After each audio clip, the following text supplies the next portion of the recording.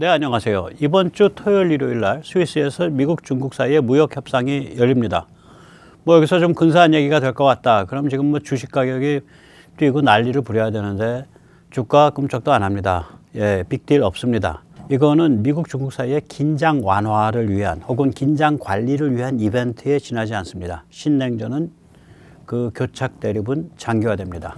이런 상황에서 한국이야말로 가장 위험한 그런 핫스팟입니다. 오늘 그 같은 이야기를 좀 원리를 더투어가면서 살펴보도록 하겠습니다. 스위스 제네바에서 미중 무역 협상이 열리죠. 미국에서는 스캇 베센트 재무장관 또 제미슨 그리어 무역 대표가 참석하고 중국에서는 헐리펑 부수상이 참석합니다. 스위스에서 열린다는 것 자체가 지금 미중 관계가 얼마나 살벌한 것인지 보여줍니다. 2019년 5월 달에 열렸던 미중 무역 협상은 워싱턴에서 열렸습니다. 당시에도 중국은 부수상이 참석했습니다. 당시 부수상은 류허였습니다. 여기 왼쪽 아저씨입니다. 류허는 시진핑의 지침 아래 미국과 딜을 맺었지만 귀국해서 엄청나게 까였습니다.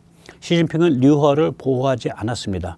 그러다가 코로나가 터져서 2019 딜은 흐지부지 됐습니다. 요번에 이제 미국 쪽에서 나가는 스캇 베센트나 또 제미슨 그리어 같은 사람들은 살벌한 사람들입니다. 중국 입장에서는 저승사자 같은 그런 인물들이죠. 반면 헐리펑은 시진핑이 키워온 애완견급의 관시 부수상입니다. 헐리펑은 푸지안의 샤먼 대학에서 경제학과 학사를 1984년에 졸업하고 샤먼 경제특구에서 잔뼈가 굵은 사람입니다. 그러다가 시진핑이 푸지안 성장 1999년에서 2002년까지 지냈는데 성장을 했을 때 시진핑과 관시를 맺고 출세 가도를 달리기 시작했습니다. 그러니 이번 회담에서 이 정도 체급인 사람은 뭐 도저히 적극적인 역할을 할 수 없다 그렇게 봐야겠죠. 반면에 2019년 미중 무역회담 때 중국 대표였던 부수상 류허는 지금 저기 후진타오가 끌려나가면서 마지막에 이제 시진핑한테 한두 마디 하고 그리고 나서 저 어깨를 쳐주는 게 저 리커창이에요. 예. 이 류허는 베이징 출신으로서 문화혁명 때 길림으로 하방됐다가 베이징 인민대학을 졸업한 다음 뭐 경제교육은 비슷한 거예요. 우리는 혹은 경제개발원, 뭐 KDI 이런 거 비슷한 거예요. 국가경제기획위원회, 또 국가발전개혁위원회 및 국가정보원 등에서 엘리트 관료 코스를 밟았던 거물이에요. 나름 단파, 공산 청년 단파라고 볼 수 있죠. 게다가 이 류허의 배후에는 당대 최고의 브레인이었던 역시 단파의 헤드급인 리커창, 또 단파의 원조 헤드급인 후진타오 전 주석이 버티고 있었습니다. 지금 보셨던 이 동영상은 2022년 10월 제20차 중국 공산당 전당대회에서 끌려나가는 후진타오를 보여주고 있죠. 유명한 동영상이죠. 마지막으로 리커창의 어깨를 만지며 격려했었습니다. 미국은 이번 스위스 제네바 회담을 어떻게 보고 있을까요? 빅딜은 전혀 생각하지 않고 있습니다. 네, 중국이 극단으로 치달아 황당한 경제적 충돌, 군사적 충돌을 벌이는 것을 방지하기 위한 긴장 완화용 이벤트입니다. 스캇 베센트 재무장관의 말을 직접 들어보시죠.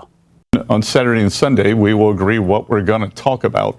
My sense is that this will be about de-escalation, not about the big trade deal. 그러니까 이번 토요일, 일요일 날 하는 회담은 앞으로 미중 사이의 회담에서 어떤 범위까지 다룰 것인가를 결정하기 위한 회담이에요. 회담을 위한 회담이다 이거죠. 따라서 빅딜 없다. 긴장 악화를 방지하기 위한 것이다. 에스컬레이션, 디에스컬레이션. 예. 긴장 완화를 위한 것이다. 그런 뜻이죠. But we've got to de-escalate before we can move forward. And look, everything's on the table, but we don't want a decoupling. We don't want a decoupling. 예, 그러니까 we don't want a decoupling. 우리 디커플링 할 생각 없어요. 디커플링 할 생각 없다니까요. 강한 부정이죠. 강한 부정은 항상 강한 긍정입니다. 디커플링까지 가는 거예요. 예, 오늘 그 원리를 좀 더 깊게 살펴보도록 하겠습니다.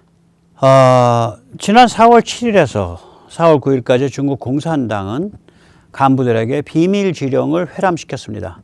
복사는 물론 사진도 못 찍게 했습니다. 지정된 공동합석장에서 그냥 읽고 나가도록 만들었습니다. 세뇌 탈출 제3555탄에서 이를 자세히 전해드린 적이 있습니다.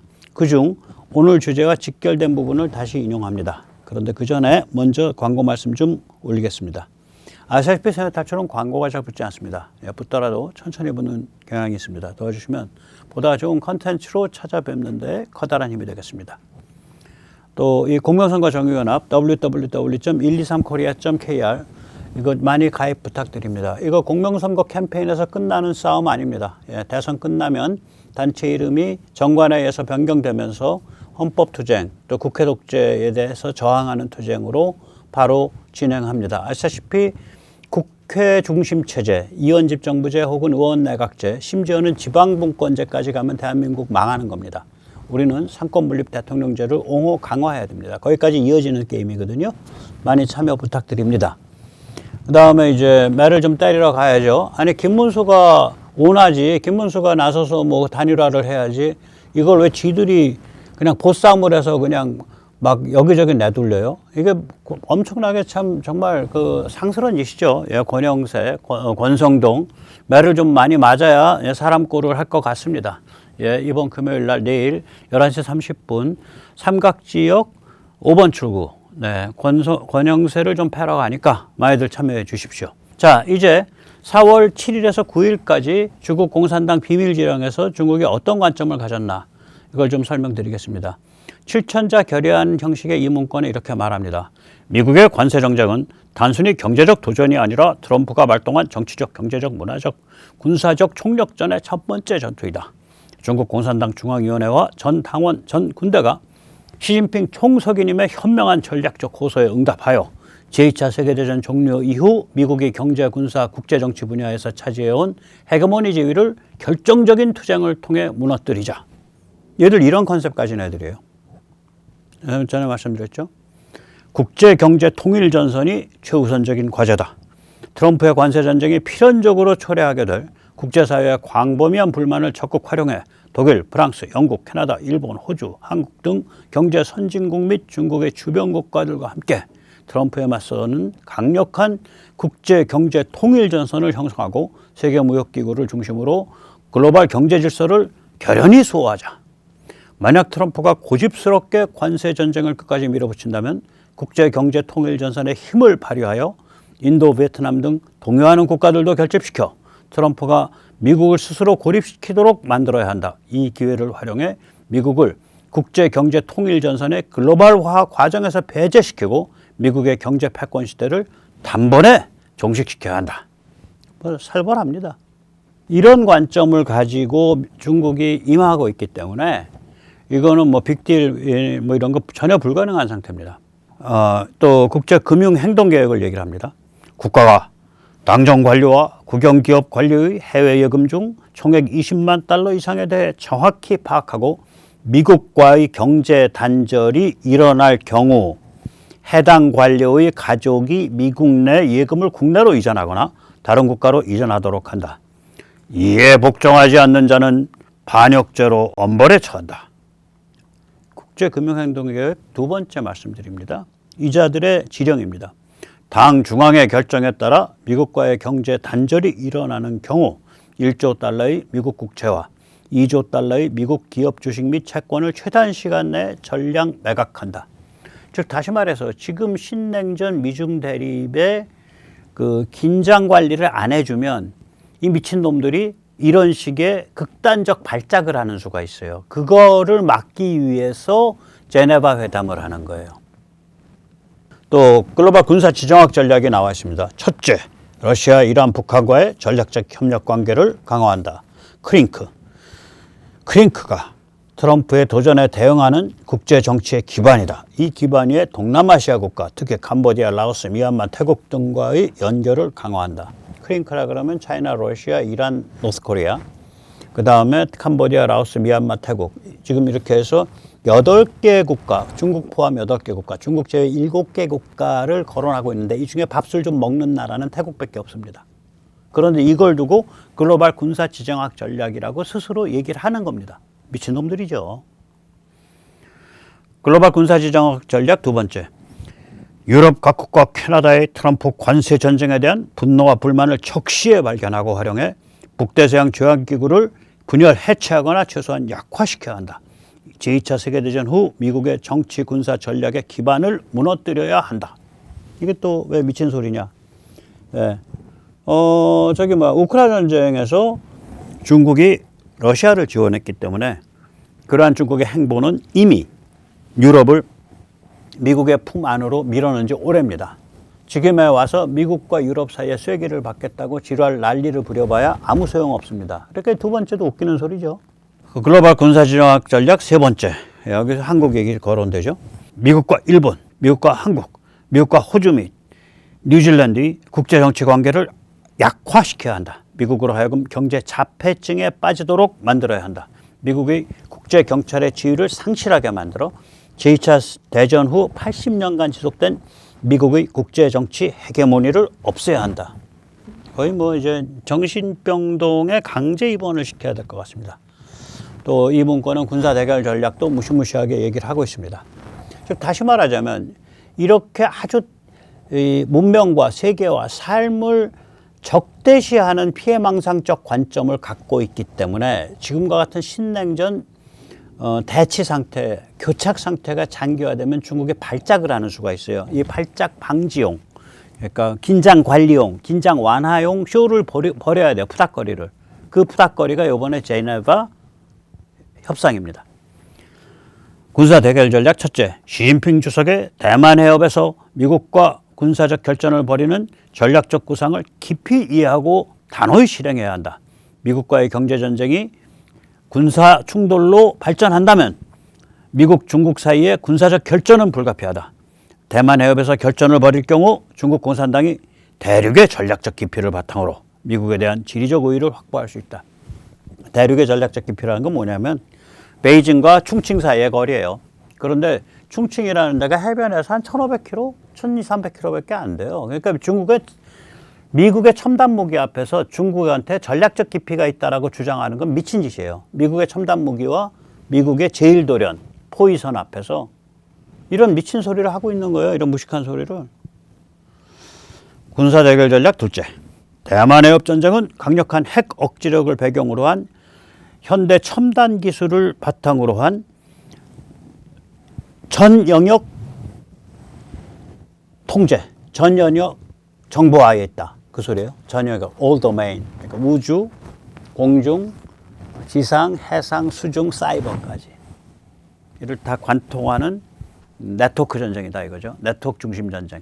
이러한 네트워크 중심 전쟁 체제를 진심으로 추진하는 나라는 전 세계에서 3개밖에 없습니다.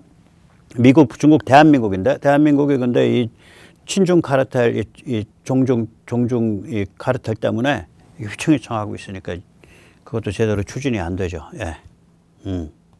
군사 대결 전략 셋째. 이 전쟁의 목적은 미국이 군사 개입할 경우 일본, 한국, 필리핀, 괌의 군사 기지를 파괴하여 이 전쟁을 통해 미국의 군사력 존재를 하와이 동쪽으로 후퇴시켜 미국을 지역 국가로 전락시키는 것이다. 뭐 거의 뭐 광증 발작이죠. 비전은 더 황당합니다. 총력전을 승리로 이끌어 중국 공산당이 주창하는 인류 운명 공동체의 이상을 실현하자. 뭐 이런 미치광이 같은 소리예요. 자, 그래서 우리가 무역전쟁이라고 쓰고 신냉전이라고 읽어야 되는 거예요. 왜 무역전쟁에 그치는 것이 아니라 신냉전일까요? 중국 공산당의 멘탈은 피해망상에 찌든 중화제국주의이기 때문이다. 제가 엊그저께 그 스탠포드 대학 후보연구소의 그 딕쿼터 박사 그 대담을 했을 때 이 용어가 나오잖아요. 중국 공산당의 존재 이유는 3,500년 묵은 제국을 내부 식민지 해체를 피하면서 내부 식민지를 유지하면서 3,500년 묵은 제국을 고스란히 받들어 모시는 것. 그것이 중국 공산당의 사명이요 존재 이유입니다. 역사의 찌끄레기죠. 그럼 어떻게 해서 이걸 하냐? 획일성을 강제하여 중화제국을 유지하는 거죠. 중국 공산당은 일당 독재를 통해 획일성을 강제함으로써 중화제국을 유지합니다. 단일 시간대, 단일 화폐 또한 중국의 모든 돈은 전부 모택동 얼굴만 박아놨잖아. 단일 언어, 단일 사상. 예. 삼중집의 무한 강화죠. 중국 공산당의 본질은 삼중집의 무한 강화를 추구하는 레닌주의입니다. 이 레닌주의를 삼중집의 무한 강화로 정의한 건 전 세계에서 백모가 최초이고 유일입니다. 첫째, 인민에 대한 국가 지배를 무한 강화합니다. 둘째, 국가에 대한 공산당 지배를 무한 강화합니다. 셋째, 공산당에 대한 특권층 지배를 무한 강화합니다. 네.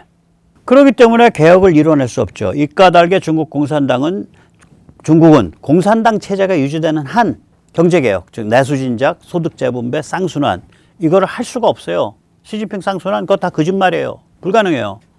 왜 그러냐면 이런 종류의 경제개혁은 정치적 역관계의 변화를 수반합니다. 제가 박정희 대통령의 모든 업적 중에 가장 존경하는 업적이 1979년 돌아가시던 해 1월 달에 선택한 안정화 정책, 지금 용어로 말하면 시장 중심 정책 혹은 민간 경제 중심 정책입니다. 권위주의 정부, 쉽게 말하면 독재 정권이 자기의 그 가장 강력한 수단은 관치금융이에요. 정부가 결정하면 재벌도 날려버리고 막 그냥 저희 금융도 막 여기저기 돈 나눠줄 수 있고 이 권력이 없으면 독재 권위주의가 유지가 되겠냐고요. 그런데 박 대통령이 그 당시에 이란 자빠지면서 제2차 오일 쇼크 터지는 거 보면서 그걸 포기를 한다고. 그러니까 스스로 사실은 독재의 종식을 만든 거예요. 그 틀을. 그 앞에 이제 부가가치세로 먼저 하나의 기반을 깔았고, 왜냐면 부가가치세라면 부가가치세를 하면 경제가 투명해지기 때문에 독재의 기반이 흔들립니다. 마찬가지로 민간 중심 경제, 민간 경제 체제, 또 시장 중심 경제로 나가게 되면 독재의 기반이 없어지는 거예요. 그러니까 자기 스스로 자기의 독재 권력 기반을 포기하는 그런 개혁을 했다는 점에 있어서 박정희 대통령이 굉장히 위대한 사람이에요. 그런 일을 아무나 못하는 거죠. 예, 아무나 못하는 겁니다. 그래서 아무튼 간에 이런 종류의 경제 개혁은 어마무시한 정치적 격변, 정치적 변화를 수반합니다. 빵을 어떻게 나누냐라는 문제인데, 가장 본질적인 문제인데, 우리는 이 같은 개혁을 최소한 이거 이전부터 물론 우리는 원단부터 좋았어요. 왜냐하면 우리는 건국 6.25 우남 이승만 대통령 리더십, 또 박정희 대통령의 1960년대에서부터 1979년까지의 경제개발, 이게 다 훌륭한 그런 걸 만든 상태에서 그 상태에서도 우리가 10년을 나라가 빠개질 것 같은 진통을 겪으면서 이 개혁을 이뤘다고요. 중국 공산당은 해낼 수가 없죠, 이거. 그래서 이제 이거는 신냉전 교착 대치가 장기화되면서 디커플링이 일어날 수밖에 없는 거예요. 왜냐하면 중국이 미국, 즉 서방이 원하는 것을 해줄 수가 없고 미국은 중국이 원하는 것을 해줄 수가 없어요. 그래서 신냉전 교착 상태가 되면서 디커플링이 일어날 수밖에 없어요. 그러면 미국, 서방이 원하는 건 뭐냐? 중국의 구조적 개혁이에요. 내수진작, 소득재분배, 쌍순환이야. 야, 너희 말이야. 그거 그 공산당 일당 독재 국가에서 내부식 민지 해가지고 막 저임으로 때리면서 막 국민의 3분의 2 이상을 농민공 3분의 2 이상이 전부 해안 지역이 아니잖아. 거기서 온 농민공들이 수억 명이잖아요. 그걸 말하자면 국내 불법 체류자 같이 만들어가지고 불법 이주자 같이 만들어서 너희 지금 세계를 완전히 오바카파 생산 과잉으로 해서 수출 공업화, 수출 공산품 가지고 완전히 세계를 막 유린을 하고 있는데 너희 그러면 안 돼. 너희 나라도 크니까 내수진작하고 소득재분배하고 쌍순환해. 진핑아 너 입으로 쌍순환이라고 얘기했잖아. 듀얼 서큘레이션 그거 좀 해. 근데 중국이 살펴본 이유 때문에 그걸 못해요. 구조적으로. 중국 공산당 체제에서는. 그러니까 미국과 서방이 원하는 걸 중국이 해줄 도리가 없죠.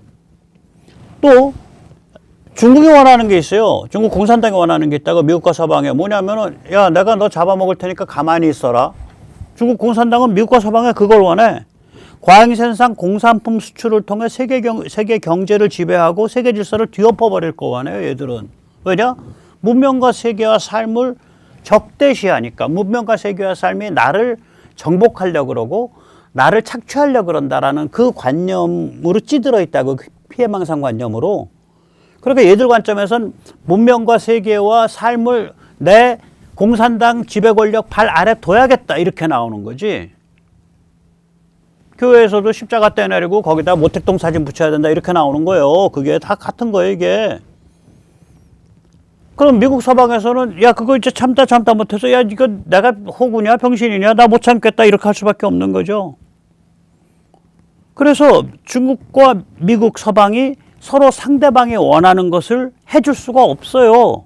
그럼 뭐야? 신냉전 교착 대치가 오래 간다는 얘기지. 그게 오래 간다는 얘기는 뭐야? 디커플링 일어난다는 얘기죠.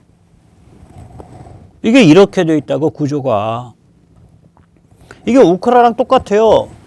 2022년 2월 달에 우크라이나 전쟁 빵 터졌을 때 이제 우크라이나가 이제 딱 제대로 저항체제 들어가니까 세계의 수많은 그 전문가들이 이 전쟁 오래 간다. 백문 그때 미국이 화끈하게 도와서 금방 끝날 거라고 헛소리 했었어요.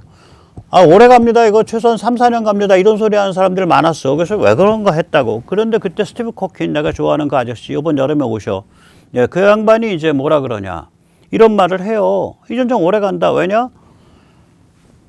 미국과 서방은 우크라이나는 러시아가 원하는 거를 들어줄 수가 없고 러시아는 미국 서방 우크라이나가 원하는 걸 들어줄 수가 없다. 그래서 이거는 교착 상태가 오래 간다. 그러니까 러시아는 미국 서방이 원하는 거. 이게 뭐냐? 우크라이나 영토의 원전성, 우크라이나 유럽 편입. 이걸 러시아 푸틴은 들어줄 수가 없어요. 그거 들어주면 푸틴이 죽어. 물리적으로. 또 미국 서방은 푸틴이 원하는 거. 이건 뭐냐면 우크라이나 러시아가 삼켜야겠다 이거 아니요. 그거 원하는 걸 들어줄 수가 없어. 그거 들어주면 유럽이 깨져. 양쪽이 서로 상대방이 원하는 걸 들어줄 수가 없으니까 서로 총불이 겨누고 총 쏘면서 힘겨루기가 계속 진행될 수밖에 없는 거예요. 그래서 우크라이나 전쟁이 이제 40개월째라고요. 우리의 6.25가 긴 전쟁인데 그게 37개월이었거든요. 태평양 전쟁 긴 거 같죠? 아닙니다. 1942년 1월부터 1945년 8월이니까 그거 그렇게 태평양 전쟁이 긴 것 같아도 결국 따지고 보면 36개월 더하기 8개월 하면은 44개월이에요. 태평양 전쟁만큼 길게 이어지고 있다니까 지금 우크라이나 전쟁이. 이게 그런 거예요. 상대방이 서로 상대방한테 원하는 걸 양보할 수가 없기 때문에 말하자면 종전 협상 진행 중. 우리나라 언론 얼마나 개판이 있냐면요. 종전 엔딩 더 워 그러니까 말하자면 종전 협상은 없어요. 이게 뭐냐면 이거 평화협상은 평화협상인데 우크라이나 지금 진행되고 있는 거 그거 휴전이에요. 아미스티스예요. 왜냐면 종전을 하려면 영토를 할양해야 돼요. 국제법적으로. 그게 아니라 지금 점령지 상태에서 일단 총 쏘지 말자. 대한민국 한반도 모델이라고. 그러니까 북한을 정상국가로 해갖고 아예 전쟁 상태를 아예 끝내버리자. 그거는 중국과 문재인이 되게 좋아하고 대한민국 사람은 그거 싫어하고 심지어는 평양 것들도 싫어요. 왜냐면 북한이 정상국가화돼서 종전이 되면 그게 어떻게 되냐면 북한에서 급변사태 일어나면 아무도 못 감섭해. 중국만 빼고. 중국은 설설설설 들어오면 되니까. 그러니까 북한이 종전 상태가 되면 북한이 중국의 직영식민지가 돼요. 지금 평양 것들은 태반이 잡혀 죽어요. 그러니까 평양 것들은 종전이라 그러면 싫어해. 그래서 문재인이 보고 소대가리 같은 놈이라고 한 거예요. 그러니까 종전 체제 간다는 얘기 뭐냐면 북한을 중국의 직영식민지로 내준다는 뜻이에요. 그래서 문재인은 종북이 아니라 종중에 가깝습니다. 예. 자, 대만 해협이나 남중국해처럼 눈에 보이는 위기는 덜 위험합니다. 지금 이렇게 위험한 상태이기 때문에 신냉전에 말하자면 교착 대치가 오래가고 디커플링으로 갈 수밖에 없는 상황이니까 위기 관리를 해줘야 되거든. 그래서 제네바에서 만나는 거거든. 그러면 이렇게 대치 교착하다가 빠방 하고 불꽃이 튈 거 아니야. 그럼 우리 첫째 생각은 대만 혹은 남중국해 이걸 생각하잖아요. 거기는 빠방 불꽃 튀어도 별 볼 일 없어요. 신냉전 교착 대치가 악화되면 극단적 경제 충돌. 아까 보셨잖아요. 경제적 단절하고 미국 채권 이런 거 다 내다 팔겠다 어쩌고 저쩌고 예금도 다 옮기겠다 이런 그런 개소리 같은 망상 하잖아요. 극단적 경제 충돌 혹은 아까 보셨듯이 중국 공산당의 비밀 문건 대만 해협 어쩌고 저쩌고 이런 극단적 군사 충돌 있는 것 같잖아. 그렇게 비화될 수 있다고. 그래서 이게 4월 초 중국 공산당의 비밀 지령에서 나타난 것처럼 그래서 제네바 회의가 열리는 거예요. 그런데 제네바 회의는 그러니까 긴장 관리 혹은 긴장 완화를 위한 이벤트 혹은 핫라인이죠. 그러나 대만 해협 위기라든지 남중국 해협 위기처럼 눈에 보이는 위기는 차라리 낫습니다. 덜 위험해요. 왜냐? 눈에 보이니까. 눈에 안 보이는 게 위험한 거예요. 미국도 중국도 말을 안 해. 진짜 내가는 대한민국이라고요. 지금 한국에서 진행되고 있는 상황이야말로 정말 위험한 내관이에요. 눈에 보이지 않기 때문이죠. 물밑에 하이브리드 전쟁 아니야. 사회 전체적 분위기는 반중의 분위기가 지배적인데 어찌어찌 해가지고 친중 카르텔, 종중 카르텔이 국회를 장악해서 나라를 완전히 패댕이 치고 난리를 부리고 국힘은 제대로 대항도 못하고 쌍권이란 자는 나서서 당을 목졸라 죽이고 당의 후보를 목졸라 죽이고 단일화 게임을 망치고 있는 게 쌍권 아니에요. 아니 김문수를 띄워주고 김문수한테 힘을 실어줘야 단일화가 제대로 될 거 아니야. 김문수가 원한대. 그거 체면 살려주고 정치 지분 줘야 될 거 아니야. 그거 완전히 껍데기를 벗기겠다고 되니까 게임 다 깨져버리고 이상해지는 거지. 그래서 이게 한국이 전체 상황으로 보면 절대로 친중이나 종중을 갈 수도 없고 가서도 안 되는 나라예요. 그런데 6.3 대선에서 만약에 CAC의 친중 카르텔, 종중 카르텔이 권력을 잡는다? 둘 중에 하나지. 그런 권력 잡는 일이 안 벌어지든가, 즉 자유공화국 진영이 승리하든가 아니면은 대재앙으로 그런 일이 벌어져서 대재앙이 가든가. 그래서 좀 걱정이 됩니다. 그래서 좀 수면제 달고 살아요 요새. 이렇게 계속해서 수면제 달고 산 지가 제가 없는데 보통 한 뭐 많이 먹어봐야 한 일주일 뭐 닷새 정도밖에 안 먹는데 요새는 계속 달고 살아요. 하도 가슴이 쿵덕거리고 이걸 안 달고 살면 거의 심장이 터질 것 같더라고. 자, 근데 백모가 이렇게 다 까발겨서 말씀을 드리니까 백모표 신경안정제를 드시고 마음을 좀 가라앉히시고 냉정하게 상황을 봐주십시오. 예, 감사합니다. 오늘 여기까지 모시겠습니다.